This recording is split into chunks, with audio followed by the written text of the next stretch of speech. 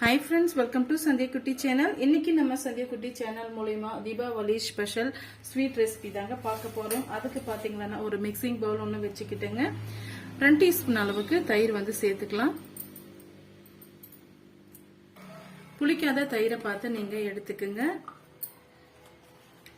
ஒரு 1/4 டீஸ்பூன் அளவுக்கு baking powder வந்து சேர்த்துக்கலாம். 1/4 டீஸ்பூன் அளவுக்கு பேக்கிங் சோடா சேர்த்துக்கலாங்க. இப்போ இது கூடவே ஒரு பிஞ்ச் அளவுக்கு நம்ம சால்ட் சேர்த்துக்கலாங்க. அதிகமா வேண்டாம், ஒரு பிஞ்ச் அளவுக்கு சேர்த்துக்கலாம். இந்த அளவுக்கு சேர்த்துக்கிட்ட பிறகு நல்லா வந்து மிக்ஸ் பண்ணி கொடுத்துக்கலாங்க.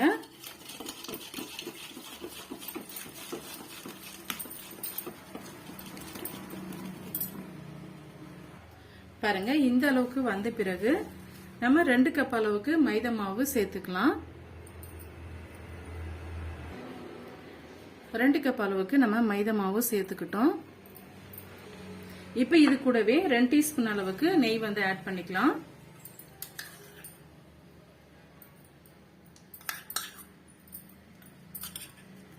இப்போ ஒரு முறை நல்லா வந்து லைட்டா இது போல கைகளால லைட்டா வந்து இது போல மிக்ஸ் பண்ணி விட்டுக்குங்க.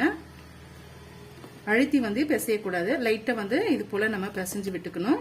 பிறகு கொஞ்சம் கொஞ்சமா நம்ம தண்ணி சேர்த்து சப்பாத்தி மாவோட கொஞ்சம் கெட்டிமா வந்து நம்ம பிசைஞ்சு எடுத்துக்கணுங்க.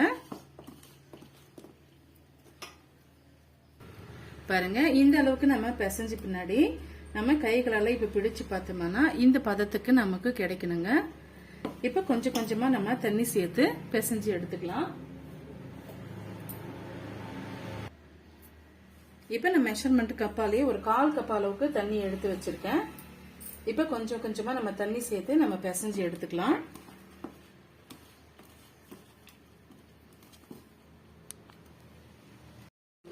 பாருங்க, இந்த அளவுக்கு நம்ம பிசைஞ்சு எடுத்துக்கிட்டோம். இப்ப கொஞ்சம் கொஞ்சமா மாவு எடுத்து நம்ம இது போல எடுத்து விட்டோம்னா நம்மளுக்கு நல்ல ஒரு லேயர்ல நமக்கு பாதுஷா வந்து கிடைக்குங்க. இது போல செய்து எடுத்துக்கிட்டு அப்படியே வந்து நம்ம உருண்டைகளா நம்ம செய்து ஒரு 1/2 மணி நேரம் நம்ம ஊற வச்சிடலாங்க. 1/2 மணி நேரம் நம்ம கழிச்சு பார்க்கலாம்.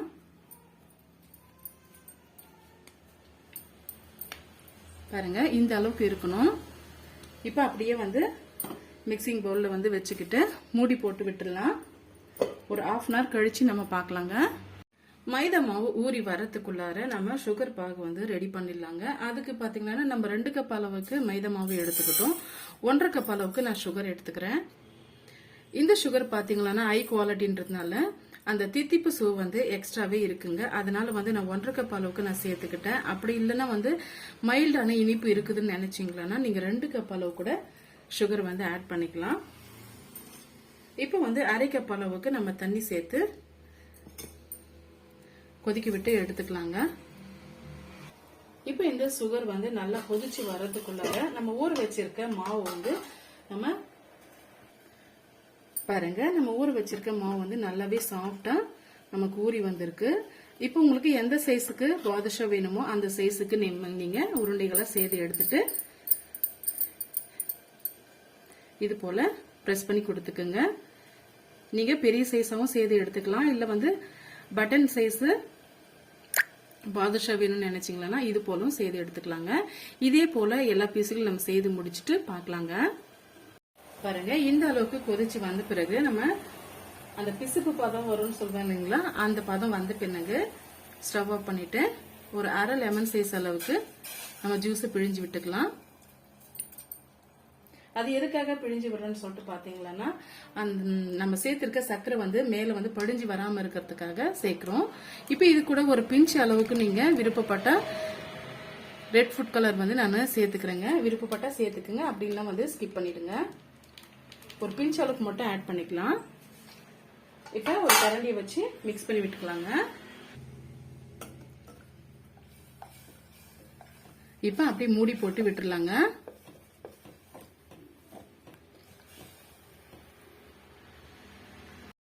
இப்ப பொரிக்கிறதுக்காக எண்ணெயை வந்து நம்ம சூடுபடுத்திக்கிட்டோங்க. இப்ப அந்த சூடு எந்த அளவுக்கு இருக்கணும்னு பாத்தீங்கன்னா மீடியத்தை விட கொஞ்சம் குறைவா வந்து இருக்கணுங்க. இப்ப ஒவ்வொரு பீஸுகளை நம்ம எடுத்து போட்டுடலாம். சின்னதா ஒரு பபுள்ஸ் வருது பாருங்க, அந்த மாதிரி தான் இருக்கணும்.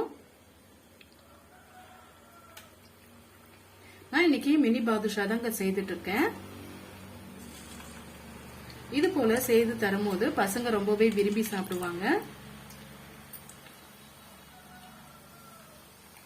மீடியத்தை விட கொஞ்சம் குறைவான ஃப்ளேம்ல தாங்க இருக்கணும். பாருங்க, அதுவா வந்து மேல எலும்பி வந்துருச்சு. இப்ப நம்ம திருப்பி விட்டுக்கலாம்.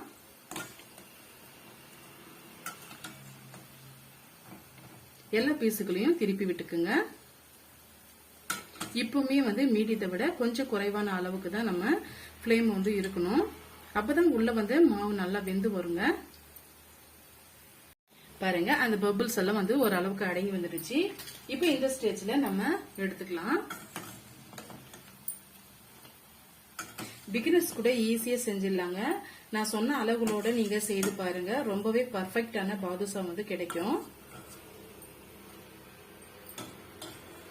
நீங்க இல்ல பெரிய சைஸ் நீங்க போட்டு எடுத்துக்கிறது இருந்தாலையும் எடுத்துக்குங்க.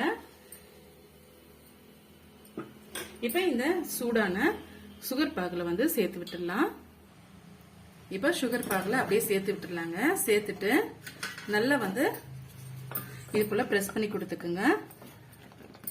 இப்ப இன்னொரு பேட்ச் நம்ம செய்து முடிச்சிட்டு பிறகு பார்க்கலாம். இது அப்படியே வந்து ஊறி இருக்கட்டும். பாருங்க, சூப்பரான நம்ம மினி பாதுஷா வந்து ரெடி ஆயிடுச்சு. இந்த மினி பாதுஷா பாத்தீங்களா, நம்ம கரெக்டான அளவுல வந்து சுகர் சிரப்பு சேர்த்ததுனால எனக்கு கொஞ்சம் கூட மீதம் ஆகலைங்க. நல்லாவே அப்சர்வ் பண்ணிடுச்சு. ரொம்ப சாஃப்டாவும் நமக்கு மினி பாதுஷா கிடைச்சிடுச்சுங்க. பாருங்க, பார்க்கும் போதே தெரியும் உங்களுக்கு எவ்வளவு சாஃப்டா ஜூஸியா இருக்குன்னு சொல்லிட்டு. இதே போல வீட்டுல செய்து ஈஸியான முறையில நீங்க செய்து சாப்பிடுங்க. தீபாவளி ஸ்பெஷல் நல்வாழ்த்துக்களோட நீங்க ரொம்பவே ஸ்பெஷலா கொண்டாடுங்க. தீபாவளி நல்வாழ்த்துக்கள். தேங்க்யூ ஃபார் வாட்சிங்.